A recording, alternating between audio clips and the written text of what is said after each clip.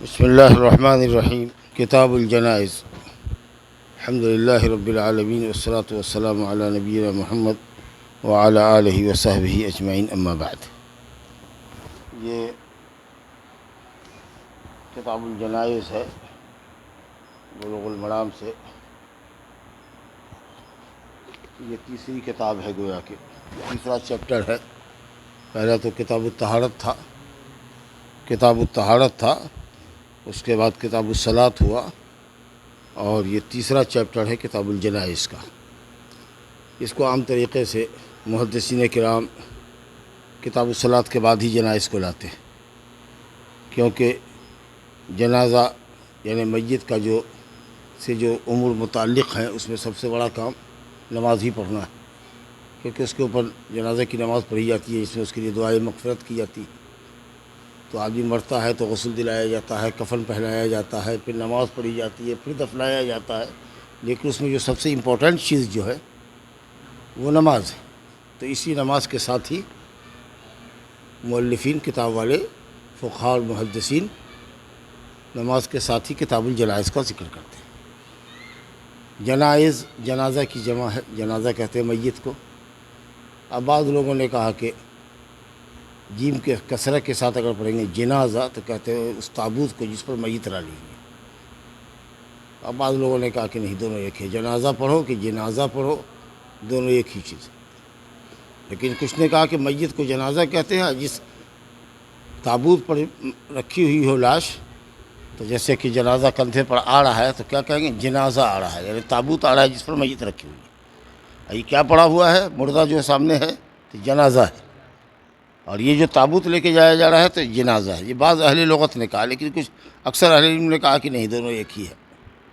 جنازہ بولو تو میت بولو، یا جنازہ بولو تو وہ نعش بولو جو لے کے جائی جا رہی ہے، سمجھا کہ نہیں؟ کندھے پر جو تابوت اور کھاٹ پر آدمی قبرستان لے جایا جا رہا ہے، دونوں ہی جنازہ ہے۔ بہرحال اس میں جو حدیث آئی ہے موت کا ذکر ہے، مگر قبل اس کے کہ ہم اصل حدیث کو آپ کے سامنے پڑھیں اور اس کی تشریح کریں، ضروری ہے کہ یہ بتانا کہ انسان دو موت سے گزرتا ہے اور دو زندگی سے گزرتا ہے، جس کا اعتراف جہنمی قیامت میں کریں گے۔ ربنا امتنا سنتین واحییتنا سنتین، ربنا امتنا سنتین واحییتنا سنتین، اللہ تو نے دو مرتبہ ہمیں موت دی اور دو مرتبہ زندگی۔ یہ دو موت کیا ہوئی؟ ماں کے پیٹ میں پڑنے سے پہلے کی جو حالت ہے وہ موت کی حالت ہے، عدم کی حالت ہے، جب ہمارا کوئی وجود نہیں تھا۔ اس کے بعد جب آدمی ماں کے پیٹ میں آتا ہے، نطفے کی شکل میں ہو، پھر وہ خون بنتا ہے، پھر وہ گوشت کا لوتھڑا بنتا ہے، پھر رفتہ رفتہ رفتہ رفتہ یہاں تک کہ اس کی مدت حمل پوری ہوتی ہے، تو دنیا میں آنے سے پہلے جو ایک زندگی ہے اس کی، جو ماں کے پیٹ میں روح پھونکی جاتی ہے، تو وہ ایک زندگی ہوئی۔ اور اس کے بعد جب پیٹ سے باہر آیا تو اس وقت سے لے کر کے جب تک کہ اس کی دنیا میں موت نہیں ہوتی ہے، چاہے بچپن میں مرے، کہ جوانی میں مرے، کہ ادھیڑ پن میں یا بڑھاپے میں مرے، وہ اس کی دوسری زندگی ہوئی۔ اور دنیا کی زندگی کو گزارنے کے بعد جب مرتا ہے تو یہ دوسری موت ہوئی، سمجھا؟ اور دوسری زندگی کب ہوگی؟ آخرت کی زندگی ہوگی، سمجھا؟ تو اس طریقے سے دو زندگی اور دو موت، روح پھونکے جانے سے پہلے کی موت، روح پھونکے جانے کے بعد پیٹ کی زندگی، دنیا میں آنے کے بعد کی زندگی، اور پھر موت، سمجھا کہ نہیں؟ اور دوسری جو زندگی ہوگی، جو فائنل زندگی ہوگی، جس کے بعد کبھی موت نہیں ہوگی، وہ آخرت کی زندگی ہوگی۔ اور بیچ میں جو ایک زندگی ہے، برزخ کی زندگی، جو آدمی مرتا ہے قبر میں ڈالا جاتا ہے، برزخ مانے آڑ، دنیا اور آخرت کے درمیان وہ گویا کہ ایک وقفہ ہے، اس کی حیثیت آڑ کی ہے، تو اس کا تعلق بھی آخرت ہی کی زندگی سے، کیونکہ اس میں بھی ثواب اور عقاب ہوتا ہے۔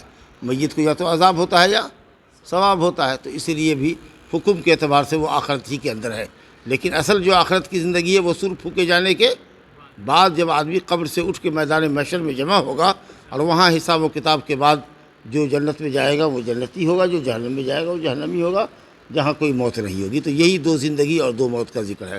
اور ایسے اگر دار گھر سمجھیے تو ایک گویا کہ موت سے پہلے کی ایک کا گھر ہوتا ہے، ایک پیٹ کا گھر ہوتا ہے، ایک زندگی کا گھر ہوتا ہے، ایک قبر کا گھر ہوتا ہے، اور ایک آخرت کا گھر ہوتا ہے۔ بہرحال تو اس میں یہ موت کا ذکر ہے کہ انسان کو چاہیے کہ اپنی موت کو یاد کرے۔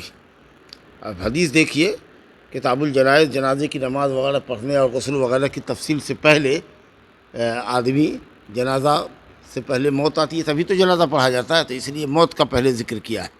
حضرت ابو ہریرہ رضی اللہ عنہ سے روایت ہے، عن ابی ہریرہ رضی اللہ تعالی عنہ قال قال رسول اللہ صلی اللہ علیہ وسلم اکثروا ذکر ہاذم اللذات الموت، رواہ الترمذی والنسائی وصححہ ابن حبان۔ اس میں فرماتے ہیں، ابو ہریرہ رضی اللہ عنہ سے روایت ہے کہ رسول اللہ صلی اللہ علیہ وسلم نے فرمایا، کثرت سے لذتوں کو ختم کرنے والی، لذتوں کو کاٹنے والی شے کو یعنی موت کو یاد کرو۔ موت انسان کی لذتوں کو کاٹ دیتی ہے۔ کون سی لذت؟ جو دنیا میں ہم جس لذت سے فائدہ اٹھا رہے ہیں، موت آتی ہے تو انسان کی زندگی کی لذتیں اس سے کٹ جاتی ہیں ہمیشہ کے لیے، سمجھا؟ تو جو چیز دنیا کی لذتوں کو کاٹنے والی ہے اس کو یاد کرو، تو موت کو یاد کرو گے تو دنیا سے بے رغبتی پیدا ہوگی اور آخرت کے اندر رغبت پیدا ہوگی، نیک عمل کرو گے۔ تو گویا مطلب کہنے کا کیا ہے کہ اپنی موت کو کثرت سے یاد کرو، یعنی موت کی تیاری کرو۔ یاد کرنے کا مطلب موت کی تیاری کرو۔ لیکن افسوس ہے کہ غفلت کی کتنی دبیز چادر ہمارے قلب و دماغ پر پڑی ہوئی ہے کہ روز صبح شام لوگوں کو مرتے ہوئے دیکھتے ہیں، اس کی تجہیز و تکفین میں بھی ہم شریک رہتے ہیں، قبر میں اتارتے بھی ہیں، مٹی ڈالتے ہیں، اس کو چھوڑ کر کے بھی آتے ہیں، لیکن اپنی موت یاد نہیں کرتے اور اس کے لیے تیاری نہیں کرتے۔ جو بے نمازی ہے وہ بے نمازی ہے، جو کسی پر ظلم و زیادتی کر رہا ہے، گالی گلوچ کر رہا ہے، مار پیٹ جس کی کر رہا ہے، بیٹی روٹی کر رہا ہے، وہ کر رہا ہے۔ جو کسی کی زمین جائیداد ہڑپے ہوا ہے وہ ہڑپے ہوا ہے، کوئی فرق نہیں پڑتا ہے۔ جیسے کہ وہ لگتا ہے کہ اس کو موت نہیں آئے گی، موت دوسروں کو آئے گی، اس کو نہیں آئے گی، ایسی غفلت کا شکار ہے۔ حالانکہ موت کا یہ مناظر دیکھ کر کے آدمی کو اپنی موت یاد کرنی چاہیے، اور موت کو یاد کرنے کا مطلب جیسا کہ میں نے کہا کہ موت کی تیاری کرنی چاہیے۔ آدمی کو چاہیے کہ اپنے گناہوں سے توبہ کرے، نیکی کی طرف مائل ہو، اللہ تعالیٰ کی عبادت اور بندگی کرے، یا جس کا بھی حق لیا ہے اس کو حق دے دے۔ کسی کو بے قصور گالی دی ہے، مارا پیٹا ہے، تو اس سے معافی صافی کر لے تاکہ اللہ کے یہاں جائے تو اس کی سرخروئی ہو سکے۔ تو اپنی موت کو یاد کرنا چاہیے۔ اور سچی بات یہ ہے کہ اگر آدمی کے سامنے اس کی موت ہو تو کسی واعظ اور ناصح کی ضرورت نہیں ہے۔ کفا بالموت واعظ، کفا بالموت واعظ۔ موت انسان کو نصیحت دینے کے لیے کافی ہے۔ ہر شخص اپنی موت کو یاد رکھے کہ موت تو یقینی ہے، کب کہاں کیسے موت آئے گی یہ البتہ بات اوجھل ہے۔ ہو سکتا ہے کہ ابھی صبح بات کر رہے ہیں، شام بات کر رہے ہیں، صبح ہم قبرستان میں ہوں، ہو سکتا ہے کہ صبح ہم ہیں موجود، شام میں قبرستان میں ہوں۔ آدمی ابھی زندہ رہتا ہے، بات کو معلوم ہوا، تھوڑی دیر کے بعد معلوم ہوا کہ ابھی تو ٹھیک ہے، ٹھیک ٹھاک تھا، آدمی بات چیت کر رہا تھا، ابھی مر گیا۔ تو ایسی موت تو دیکھتے ہی ہیں نا ہم لوگ، آپ سامنے دیکھتے ہیں، خوب دیکھ رہے ہیں آج کل۔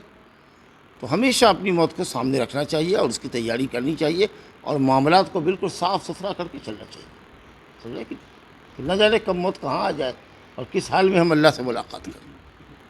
تو یہ بہت بڑی نصیحت ہے۔ آپ نے فرمایا کہ لذتوں کو قطع کرنے والی، لذتوں کو ختم کرنے والی، لذتوں کو کاٹنے والی شے جو موت ہے، اس کو کثرت سے یاد کرو، اور یعنی اس کی تیاری کرو۔ چلیے صاحب، دوسری حدیث ہے، وعن انس رضی اللہ عنہ قال قال رسول اللہ صلی اللہ علیہ وسلم لا يتمنين احدكم الموت لضر نزل به فإن كان لا بد متمنيا فليقل اللهم احيني ما كانت الحياة خيرا لي وتوفني ما كانت الوفاة خيرا لي، متفق علیہ۔ انسان دنیا کے اندر آیا ہے تو آپ جانتے ہیں کہ کوئی بھی شخص دنیا میں، کوئی بھی راجہ رہا ہو، کتنا بڑا راجہ رہا ہو، یہ کبھی نہیں کہہ سکتا کہ زندگی میں کبھی اس کو کوئی تکلیف نہیں ہوئی، تکلیف سے کبھی گزرا ہی نہیں، ہمیشہ نعمت ہی میں رہا، نعمت دائمی ہی رہی اس کی۔ یہ تو صرف جنت میں ہوگی۔ اور کوئی یہ نہیں کہہ سکتا کہ زندگی بھر وہ تنگی اور پریشانی ہی میں رہا، آج خوش ہے تو کل خوشی ہے تو کل غمی ہے، آج خوشحالی ہے تو کل تنگ حالی ہے، کبھی اپنے اچھے ہیں تو بیوی بیمار ہے اس کی وجہ سے پریشان ہے، کبھی بچہ بیمار ہے اس کی وجہ سے پریشانی ہے۔ تو تکلیف سے آدمی گزرتا ہی رہتا ہے، زندگی اسی کا نام ہے۔ خلق الانسان فی کبد، انسان مشقت کے ساتھ پیدا ہی کیا گیا، مشقت لگی ہی ہوئی ہے اس کے ساتھ، سمجھا کہ یہاں کی نعمت جو ہے نا اس کے اندر گدلا پن ہے، اس کی حیثیت اس پانی کی ہے جو گدلا پانی، ایک دم صاف شفاف پانی جس کو چاہتے ہیں، اس طرح کی زندگی نہیں. خوشی اور غم، تکلیف، مصیبت لگی ہوئی ہے انسان کے ساتھ. تو آدمی کو چاہیے کہ خوشی جب حاصل ہو تو اللہ تعالیٰ کا شکر ادا کرے، اور جب غم لاحق ہو، پریشانی ہو، جان پر، مال پر، کسی طرح کی کوئی آفت ہو تو آدمی کو چاہیے کہ صبر کرے. کیوں کہ اگر آزمائش کے لیے ہے، آپ کے ایمان کا امتحان لینے کے لیے اللہ نے اگر آپ کو تکلیف دی ہے، تو آپ اگر صبر کریں گے تو آپ کا درجہ بلند ہوگا. ٹھیک ہے، اللہ نے آپ کے ایمان کی جانچ کی ہے کہ دیکھیں یہ مومن ہے تو تکلیف پر صبر کرتا ہے یا بھٹک جاتا ہے. اور اگر آپ کے گناہوں کی سزا ہے، مثال کے طور پر جو تکلیف آپ کو حاصل ہے، اگر وہ آپ کے گناہوں کی سزا ہے تو الحمدللہ صبر کرنے کی وجہ سے اور تکلیف سہنے کی وجہ سے آپ کے گناہ معاف ہوں گے. تو دونوں ہی حالت میں تو آپ کو فائدہ ہے. تو اس لیے حدیث میں آیا عجبا لامر المؤمن ان امرہ کلہ خیر، مومن کا معاملہ بڑا ہی تعجب خیز ہے، اس کے دونوں ہاتھ میں خیر ہے. اگر نیکی پہنچتی ہے، خوشی پہنچتی ہے تو اللہ تعالیٰ کا شکر ادا کرتا ہے تو اس کے لیے خیر ثواب ہے، اور تکلیف پہنچتی ہے اس پر صبر کرتا ہے تو اس کے لیے خیر ہے، کہ دونوں ہی حالت میں اس کو ثواب ملتا ہے، شکر گزاری پر بھی اور صبر پر بھی. تو واجب ہے کہ آدمی تکلیفوں پر صبر کرے. لیکن کبھی آدمی ہوتا یہ ہے کہ گھبرا کر کے، کچھ لوگوں کو دیکھیے گا تکلیف میں ہے، مرض میں مبتلا ہے، خاص کر کے مرد اگر زیادہ تکلیف دے ہے، برداشت نہیں ہو پا رہا ہے، تو دیکھے گا کہ صاحب اللہ تعالیٰ ہم کو راحت دے دے یا اللہ ہم کو موت دے دے، اب تکلیف ہم سے برداشت نہیں ہوتی. ایسا نہیں کہنا چاہیے. اللہ سے عافیت کا سوال کرے، اللہ ہم کو عافیت دے. ہو سکتا ہے کہ اس بیماری سے تم کو شفا مل جائے، اور اس کے بعد یہ ہے کہ صاحب تمہارے گناہ خطا معاف ہوئے، عافیت ہو جائے گی، کچھ زندگی مل جائے گی، تو کچھ نیکی کا کام کر کے مرو گے. تو صبر کرنا چاہیے، صبر واجب ہے، واویلا نہیں کرنا چاہیے. لیکن اگر چلیے صبر سے بھی عاجز ہیں آپ، صبر نہیں ہو پا رہا ہے، اگر اس حد تک معاملہ بہت پریشان کن ہے، تب آدمی کو چاہیے کہ معاملہ اللہ کے اختیار پہ سونپ دے کہ اللہ اگر میری زندگی میرے حق میں بہتر ہے تو زندہ کر رکھ، اور نہیں تو اگر موت میرے حق میں بہتر ہے تو ہم کو اٹھا لے. یہ نہیں کہ اللہ ہم کو موت دے دے. آپ سوال مت کیجئے بلکہ صبر کیجئے. اگر صبر سے بھی آپ عاجز ہیں تو معاملے کو اللہ کے حوالے کر دیجئے کہ اللہ تو بہتر سمجھتا ہے، اگر زندگی ہمارے حق میں بہتر ہے تو زندہ رکھ، ورنہ موت اگر ہمارے حق میں بہتر ہو تو موت دے دے. تو یہ آدمی کو چاہیے کہ زندگی کی مصیبتوں پر، مشکلات پر صبر کرے، سمجھا کہ نہیں، اور اللہ تعالیٰ کے فیصلے پر راضی ہو، دعا کرے، جھاڑ پھونک کرے، اپنے طور پر دم کرے، اور جو ڈاکٹر سے ملے اور دوا علاج جو ڈاکٹر نے تجویز کی ہے وہ بھی استعمال کرے، اور پھر صبر کے ساتھ رہے قائم. جب موت آئے گی مر جائے گا. تو صبر کرنا چاہیے. لیکن اگر صبر بھی نہیں ہو پا رہا ہے، اور جیسا کہ میں نے کہا کہ ان عجز عن الصبر، اگر صبر سے بھی وہ عاجز رہ جائے تو یہ دعا کرنی چاہیے، اللہم احینی ما کانت الحیات خیرا لی الی آخرہ. حضرت انس رضی اللہ عنہ کی حدیث ہے، بخاری مسلم کی حدیث ہے، متفق علیہ حدیث ہے. رسول اللہ صلی اللہ علیہ وسلم نے فرمایا ہرگز تم میں کا کوئی، دیکھیے ہرگز تم میں کا کوئی موت کی تمنا نہ کرے کسی تکلیف کی وجہ سے جو اس کو حاصل ہوئی، جو اس پر اتری ہو. کوئی بھی تکلیف، کیسی بھی تکلیف ہو، کتنا سنگین فتنہ کیوں نہ ہو. دیکھیے زمانہ فتنے کا ہے، روز نئے نئے فتنے آ رہے ہیں، اور بھی نئے نئے فتنے آتے رہیں گے. تو فتنوں پر صبر کرنا ہے، سمجھا کہ نہیں. تنہائی اختیار کر لینا ہے، لوگوں سے خلط ملط نہیں ہونا ہے. اگر وہاں فتنہ ہے تو اپنے دین کو بچانے کے لیے، فتنہ بھی ہے تو آدمی کو صبر کرنا چاہیے، اور اللہ تعالیٰ سے پناہ چاہنی چاہیے. اللہم انی اعوذ بک من الفتن ما ظہر منہا وما بطن. اللہ فتنوں سے بچا جو فتنے کے ظاہر ہیں اور جو کہ پوشیدہ. تو دینی فتنہ بھی ہو تو صبر کرنا چاہیے، تمنا موت کی نہیں کرنی چاہیے. لیکن اگر ضروری ہی تمنا ہو، یعنی اب آپ عاجز ہو گئے ہیں، صبر نہیں کر سکتے تکلیفوں پر یا فتنوں پر، تو آپ اللہ کے حوالے کر دیجئے معاملہ کو. کیا کہیے؟ دعا کیجئے اللہم احینی ما کانت الحیات خیر لی. اللہ مجھ کو زندہ رکھ جب تک زندہ رہنا میرے حق میں بہتر ہو. وتوفنی ما کانت الوفات خیر لی. اور مجھ کو وفات دے دے جب میرے حق میں موت بہتر ہو. اپنی ہی زبان میں کہیے، صبر کیجئے. لیکن اگر صبر بھی نہیں ہو رہا ہے، اب عاجز ہو گئے، تو اب نہیں یہ لفظ یاد ہے تو اپنی زبان میں کہیے کہ اللہ میں اپنے معاملے کو تیرے سپرد کرتا ہوں، اگر میرا جینا میرے حق میں بہتر ہے تو جلا، ورنہ اگر موت بہتر ہو تو اپنے پاس بلا لے، اور ایمان پر ہمارا خاتمہ فرما. سمجھ لیں گے؟ تو اس طرح کی دعا کرنی چاہیے، پریشان نہیں ہونی چاہیے. ایک چیز اور آگے کی حدیث میں بتاویں، اس سے پہلے تمہید بتا دیتے ہیں. موت کی جو ساعت ہوتی ہے وہ انسان کی زندگی کی سب سے کٹھن گھڑی ہوتی ہے، سمجھا کہ نہیں. اور حقیقت یہ ہے کہ وہی جو وقت ہوتا ہے نا، وہی فیصلہ کن وقت ہوتا ہے کہ یہ آدمی نیک وقت میں جائے گا کہ بد وقتوں میں جائے گا. خیر کا کلمہ منہ سے نکلے گا کہ شر کا کلمہ نکلے گا، توحید پر اس کی موت ہوگی کہ شرک پر موت ہوگی۔ بڑی کٹھن گھڑی ہوتی ہے، اور اس وقت خاص طریقے سے شیطان آتا ہے گمراہ کرنے کے لیے۔ اللہ علماء نے لکھا ہے کہ حضرت امام احمد بن حنبل رحمۃ اللہ علیہ بڑے محدث، بڑے پائے کے امام اور محدث گزرے، اللہ امام و اہل سنہ ان کو کہا جاتا ہے۔ بڑے بڑے بدعتیوں سے انہوں نے اکیلے نبرد آزمائی کی اور صبر کیا، بڑی تکلیفیں ان کو ہوئی، بہت بڑے امام گزرے، امام بخاری کے استاد۔ تو جب بے ہوشی کا عالم تھا، جان کلی کا عالم تھا، بے ہوشی ہوتی تھی، تو بے ہوشی میں منہ سے نکلتا تھا بعد بعد بعد بعد۔ جب ہوش آیا تو پوچھا جو وہاں پر لوگ تھے کہ آپ بے ہوشی کے عالم میں بعدو بعدو، اس کے بعد اس کے بعد اس کے بعد اس کے بعد کیا کہہ رہے تھے؟ کہا شیطان میرے سامنے کھڑا ہوا تھا اور وہ دانت کو اپنی انگلیوں کے نیچے دبا کے کہہ رہا تھا فتنی یا احمد، میرے ہاتھ سے تم نکل گئے احمد، زندگی میں تم کو بہکا نہ سکا۔ کتنے بڑے پائے کے محدث اور عابد و زاہد انسان تھے، اس کا اندازہ کیجئے کہ شیطان اپنی انگلیوں کو دانتوں تلے دبا رہا ہے کہ تم مجھ سے نکل گئے، میرے ہاتھ سے نکل گئے۔ تو انہوں نے کہا ابھی نہیں، ابھی وقت باقی ہے، ابھی وقت باقی ہے، جب تک سانس چل رہی ہے اس وقت تک تمہاری گمراہی کا مجھے خطرہ ہے۔ جب روح پرواز کر جائے گی ایمان اور یقین کی حالت میں، جس حالت میں اللہ نے مجھ کو ابھی رکھا ہے، تب ہم سمجھیں گے کہ ہم تمہارے شر سے بچ نکلے۔ اللہ، تو اس وقت وہ خاص کر کے آتا ہے گمراہ کرنے کے لیے۔ تو اللہ تعالیٰ جان کلی کے عالم میں شیطان کے شر سے بچائے اور ایمان پہ خاتمہ ہو۔ تو بڑی تکلیف بھی رہتی ہے کچھ لوگوں کو، 24 گھنٹے سے 48 گھنٹے سے پریشان ہے، لوگ کہے گا سینے پر دم اٹکا ہوا ہے، مولوی صاحب کی روح نہیں نکل رہی ہے، بہت پسینے ہیں، بہت شراب ہو رہا ہے، بہت بے چینی ہے۔ ارے کیا جانو کہ یہ اس کے لیے راحت ہے، کوئی درجہ اللہ نے اس کے لیے آخرت میں لکھا ہے جس درجے کو وہ اپنے عمل سے پا نہیں سکا۔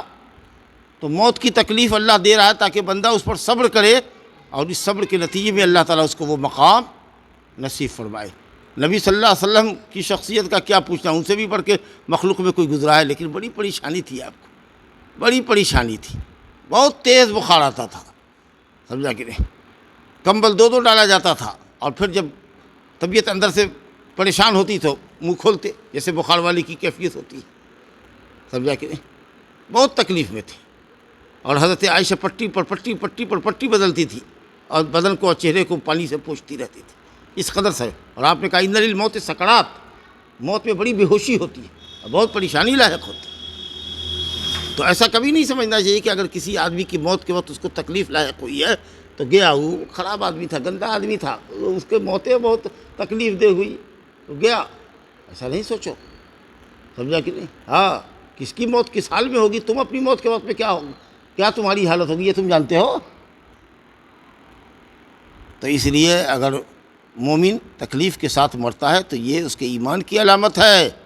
اگر مومن آدمی ہے، زندگی بھر نیکی میں قائم رہا ہے اور تب تکلیف ہے تو ضرور کچھ نہ کوئی بات ہے، اللہ تعالیٰ اس کے مقام اور مرتبے کو بلند کرنا چاہتا ہے۔ حدیث ہے وعن بریدہ رضی اللہ عنہ عن النبی صلی اللہ علیہ وسلم قال المؤمن یموت بعرق جبینہ، مومن اپنے پیشانی کے پسینے سے مرتا ہے، یعنی جس وقت وہ مرتا ہے اس وقت اس کی پیشانی پر پسینے کی بوندیں ہوتی ہیں، اس قدر شدت برداشت کرتا ہے، تکلیف برداشت کرتا ہے کہ تکلیف میں جب آدمی رہتا ہے، بخار میں رہتا ہے، بے چینی میں رہتا ہے، تو آپ دیکھتے نہیں کہ پسینہ پورا چہرے پر اور پیشانی پر بھرا رہتا ہے۔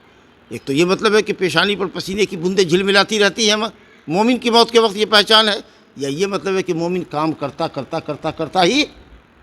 کرتے مر جاتا ہے، کیونکہ جب آدمی کام کرتا رہتا ہے تو مشقت میں رہتا ہے، اور مشقت میں رہتا ہے تو پسینہ آتا رہتا ہے اس کے چہرے پر، پیشانی پر۔ تو ایک تو یہ مطلب ہے کہ مومن اپنی پیشانی کے پسینے سے مرتا ہے، یعنی کام کرتے ہی اس کی موت آتی ہے۔ یا دوسری بات یہ ہے کہ نہیں، بیمار پڑا اور مرنے سے پہلے سکرات الموت اور جان کلی کے عالم سے جو وہ گزرا ہے، اس کی وجہ سے اس کے پسینے، اس کی پیشانی پر پسینے کی بوندیں جھلملا رہی ہیں۔ اللہ رب العالمین ہم سب کا خاتمہ بالخیر کرے اور ایمان اور یقین کی حالت میں روح پرواز ہو۔ اب ایک چیز اور دیکھ لیجئے، اس کے بعد موضوع بدلے گا، دو حدیث چھوٹی سی اور ہے۔ وعن ابی سعید و ابی ہریرہ رضی اللہ عنہما قال، یہ موت کی کیفیت کے وقت کی حالت بتا رہی ہے کہ موت کے وقت کی کیفیت کیا ہوتی ہے۔ مومن اپنے پیشانی کے پسینے سے مرتا ہے، اور یہ پسینہ ہونے کا کیا مطلب ہے، دو معنی آپ کے سامنے بتایا۔ دوسری حدیث دیکھیے موت کے وقت کی کیا حالت ہوتی ہے، اس وقت کیا کرنا چاہیے۔ ابو سعید خدری اور ابو ہریرہ رضی اللہ عنہما فرماتے ہیں کہ رسول اللہ نے فرمایا لقنوا موتاکم لا الہ الا اللہ، رواہ مسلم والاربعہ، اپنے مردوں کو، یعنی جو آدمی مرنے والا ہو، جان کنی کا عالم ہو، موت کے آثار اس پر ظاہر ہوں، تو اس کو تلقین کرو، اس کو کہو بولنے کے لیے لا الہ الا اللہ، تاکہ آخری کلمہ اس کے منہ سے لا الہ الا اللہ توحید کا نکل جائے۔ پھر اس کے بعد اس نے کہہ دیا لا الہ الا اللہ، ابا لا الہ الا اللہ پڑھیے، لا الہ الا اللہ، اس کے بعد باپ خاموش ہے، بے ہوشی کے عالم میں، اب بار بار اس کو دھکے دے رہے ہیں، ابا لا الہ الا اللہ، کہے کے لیے بار بار کہہ رہا ہے، ایک مرتبہ تو کہہ کے تو خاموش ہے، جب پھر ہوش میں آوے گا دنیا کی باتیں کرے گا، ادھر ادھر کی باتیں کرے گا، تو پھر باتیں سن لینا، نصیحت سن لینا، اور پھر اس کے بعد جب خاموش ہو جائے تو کہ ابا لا الہ الا اللہ پڑھیے، پھر لا الہ الا اللہ کہا، جب تک کہ کوئی دوسری بات دنیاوی نہ کرے اس وقت تک بار بار تلقین کرنے کی ضرورت نہیں ہے۔ ایک مرتبہ کر دیا وہ خاموش ہے تو جب تک خاموش ہے ہو گیا، رہنے دیجئے اس کو، پھر دوسری کوئی گفتگو کرنے لگے تب پھر گفتگو کے آخر میں کہیے ابا لا الہ الا اللہ کہیے، امی لا الہ الا اللہ پڑھیے، بھائی پڑھو لا الہ الا اللہ، تاکہ موت توحید کے اوپر ہو۔ لیکن اگر دیکھیے جھلایا ہوا ہے مریض، بیمار ایک دم پریشان ہے، سمجھا کہ نہیں، اول فول بک رہا ہے، سمجھا کہ نہیں، ضیق اور تنگی محسوس کر رہا ہے، ادھر اس کو مار رہا ہے ادھر اس کو مار رہا ہے، تو ایسی وقت میں حکمت یہ ہے کہ لا الہ الا اللہ پڑھنے کے لیے نہ کہو، کہیں ایسا نہ ہو کہ کوئی ضدی ہو، ہٹی ہو، اور تنگی دل کا شکار ہے اور پریشان ہے، کہ اللہ پڑھو لا الہ الا اللہ، اعوذ باللہ من الشیطان۔ تو دیکھو کہ اگر مریض کی کیفیت دیکھو، اس بیمار کی خوش مزاجی میں ہے، اچھی حالت میں ہے، اچھی گفتگو کر رہا ہے، نصیحت کر رہا ہے، کہیے لا الہ الا اللہ کہنے کی۔ لیکن اگر دیکھ لیا کہ تنگ دل بنا ہوا ہے، پریشان ہے، ادھر کسی کو لات مار رہا ہے ادھر کسی کو ہاتھ مار رہا ہے، یا آج کل یہ کہ چڑچڑا بنا ہوا ہے، گلیا رہا ہے لوگوں کو، ایسے وقت میں تم لا الہ الا اللہ کے لیے کہو گے تو یہ بیوقوفی ہوگی۔ کہیں ایسا نہ ہو کہ جو شرک کا کلمہ نہیں پڑھ رہا تھا وہ تمہاری وجہ سے پڑھ لیا، تو اس وقت ہوشیاری یہ ہے کہ آپ لوگ آپس ہی میں جو وہاں پر ہیں اپنے طور پر لا الہ الا اللہ، لا الہ الا اللہ، سبحان اللہ، الحمدللہ، یہ مت کہو کہ پڑھو، تم پڑھو، تاکہ اگر اس کو احساس ہو تو وہ پڑھ لے، مگر تم سبب مت بنو لا الہ الا اللہ کے انکار کرنے کا، خود میں پڑھو، اگر پڑھنے کی توفیق ہوگی تو پڑھ لے گا، نہیں تو نہیں پڑھے گا۔ تو بعض علماء نے کہا کہ نہیں، کہنا نہیں چاہیے، خود پڑھنا چاہیے تاکہ وہ پڑھ لے، لیکن جب یہ حدیث ہے لقنوا، کہو اس کو کہنے کے لیے، تو اس کا مطلب یہ ہے کہ کہنا ہے، لیکن حالات پر حکمت یہ ہے کہ اس کی حالت کو دیکھ کر کے کہ وہ اطمینان کی حالت میں ہے کہ تنگی کی حالت میں، تو اگر اطمینان کی حالت میں ہو اور ٹھیک ٹھاک حالت ہو اس کی تو اس سے کلمہ پڑھانا چاہیے لا الہ الا اللہ، کیونکہ جس کا آخری کلمہ لا الہ الا اللہ ہوگا اور زندگی میں بھی وہ نیک عمل کرتا رہا ہوگا تو انشاءاللہ تعالیٰ اس کا خاتمہ بالخیر ہوگا۔ اللہ تعالیٰ ہم سب کا خاتمہ بالخیر نصیب فرمائے۔ ایک حدیث اور، وعن معقل بن یسار رضی اللہ عنہ ان النبی صلی اللہ علیہ وسلم قال اقرؤوا علی موتاکم یاسین، رواہ ابو داؤد والنسائی وصححہ ابن حبان۔ کہتے ہیں ابو معقل بن یسار رضی اللہ عنہ کہتے ہیں کہ نبی صلی اللہ علیہ وسلم نے فرمایا کہ اپنے مردے پر، یعنی جس کے جو جان کلی کا عالم ہو، مردہ کا مطلب مردہ ہو نہ جائے بلکہ مردہ ہونے والا ہے، قریب المرگ ہے، یہ مطلب ہے۔ مردے کو تلقین کرو گے لا الہ الا اللہ پڑھنے کی، جب مر جائے گا تب کہو گے اس کی ڈیڈ باڈی کو کہ وہ لا الہ الا اللہ، تو مردے کا مطلب ہے کہ جو قریب المرگ ہو، موت کے آثار جس پر ظاہر ہو اس کو کہنا۔ تو اسی طریقے سے اگر کوئی آدمی سکرات الموت میں ہو، جان کلی کا عالم ہو، ہوش میں آتا ہے پھر بے ہوش ہوتا ہے، ہوش میں آتا ہے بہوش ہوتا ہے، تو کہا گیا کہ اپنے مردوں پر، ایسے مردوں پر جو قریب المرگ ہو، سورہ یاسین پڑھو، جیسا کہ آپ دیکھتے ہوں گے دوسرے فرقے کے لوگوں کے یہاں پڑھا جاتا ہے۔ ہمارے یہاں بھی لوگ کہتے ہیں کہ قرآن لاؤ، قرآن لاؤ، قرآن پڑھو تاکہ روح نکلے۔ قرآن روح نکلنے کی چیز نہیں ہے، قرآن تو کتاب زندگی ہے، کتاب موت نہیں ہے۔ لیکن یہ بہت ضعیف حدیث ہے، بہت کمزور حدیث ہے جو لوگوں میں رائج کہ سورہ یاسین پڑھو، یاسین پڑھنے سے آدمی کی روح آسانی سے نکلتی ہے، ہرگز نہیں، بالکل غلط، سمجھا کہ نہیں؟ اس لیے وہاں پر قرآن پڑھنا اور بعد میں قرآن پڑھ کے ثواب بخشوانا یہ سب بدعت ہے۔ ھذا وباللہ التوفیق، صلی اللہ علیہ نبینا محمد وآلہ وصحبہ اجمعین۔